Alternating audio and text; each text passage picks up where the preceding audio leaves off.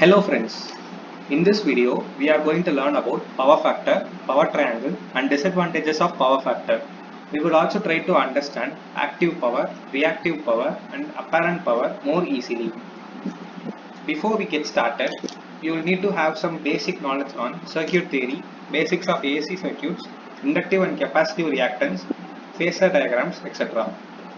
Moving on, so what is power factor? We might have learnt in school that power factor is the cosine of the angle between voltage wave and current wave. But we can define power factor with more clarity.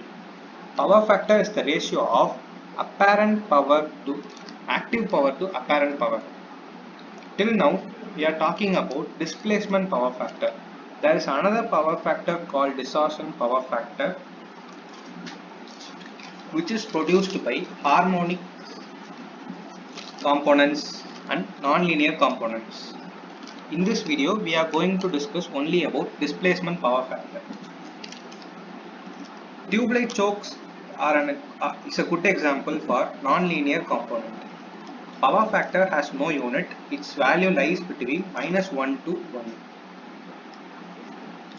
Now, we will try to understand active power, reactive power and apparent power with an analogy. Say you are buying something online from website 1 for 1000 rupees. The delivery cost is 400 rupees, so total cost is 1400 rupees.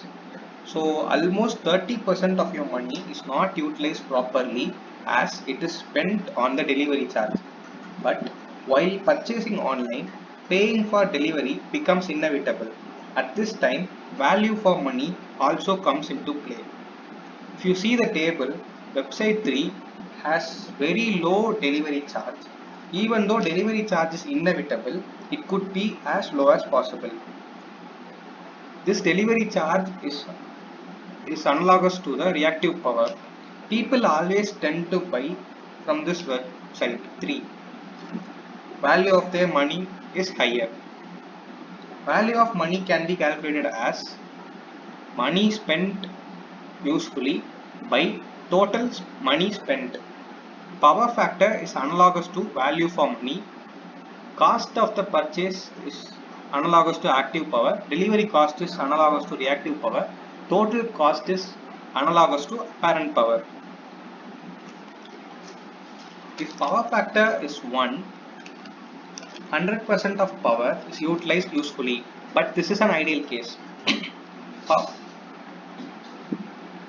Power factor is in the range of 0.95 to 0.99. Then we are using power optimally. There are many other analogies like this one on the right. Moving on. Now let us see the differences between active power and reactive power. Active power is the power that is dissipated or utilized properly to do some work. The reactive power is the power that oscillates from source to load and from load to source and does not have much significance. Active power is due to resistors, dissipative elements like resistors, and reactive power is due to energy storage components like inductors and capacitors. Active power does not change its direction, it is always positive. Reactive power changes its direction periodically. It can either be positive or negative. So on the right side, the first picture shows the voltage, current and power in the purely resistive circuit. Here we can see power is always above the x-axis. This means power is completely utilized. But if we see in the second picture, power oscillates sinusoidally. That is, the positive cycle, in the positive cycle, inductor charges and negative cycle, inductor discharges. Although charging power and discharging power are equal, inductor draws current and also has an voltage drop across it. So some power is wasted. Next, active power flows only from source to load. Reactive power flows back and forth.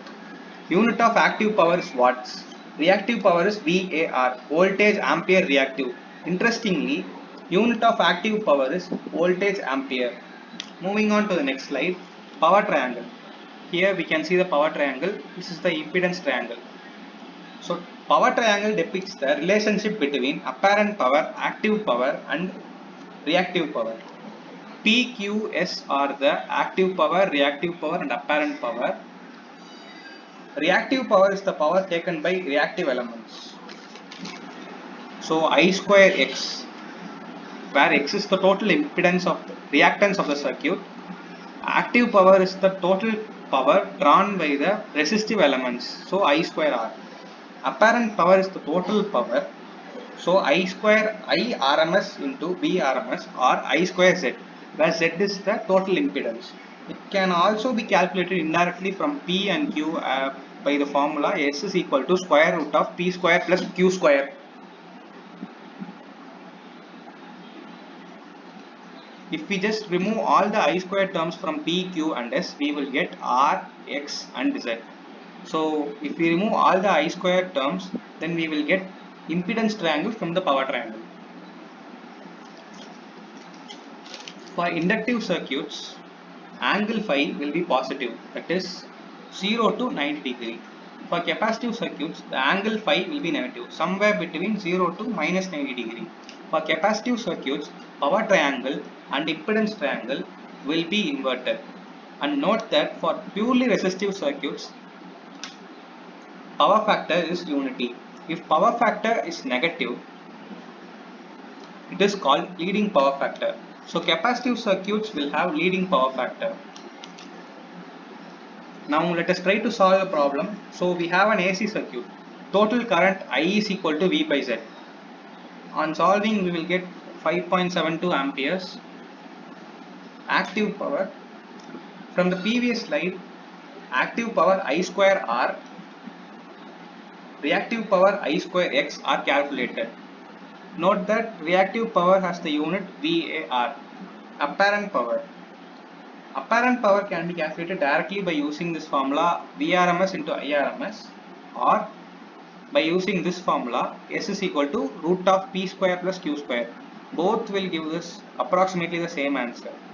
Power factor. Power factor is given by active power by apparent power. So on substituting the values, we will get PF is equal to 0.66. 0.66 is a bad power factor. Note that power factor has no unit. From the graph, we can observe that power consumed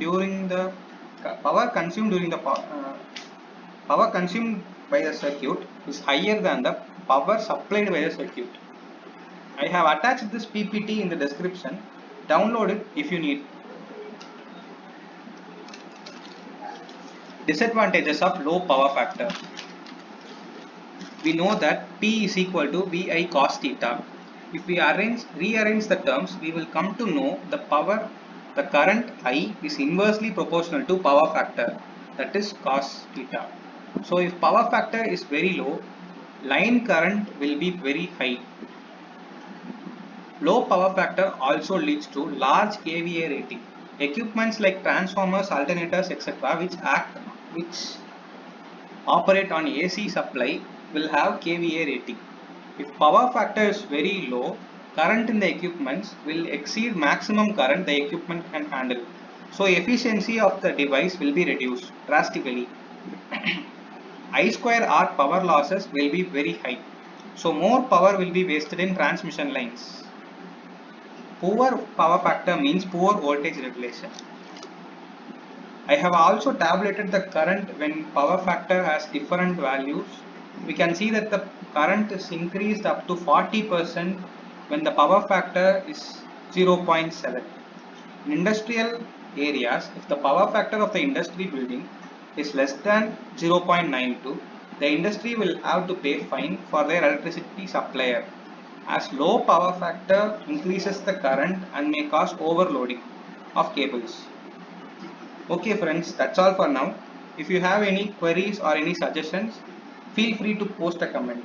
See you again. Thank you.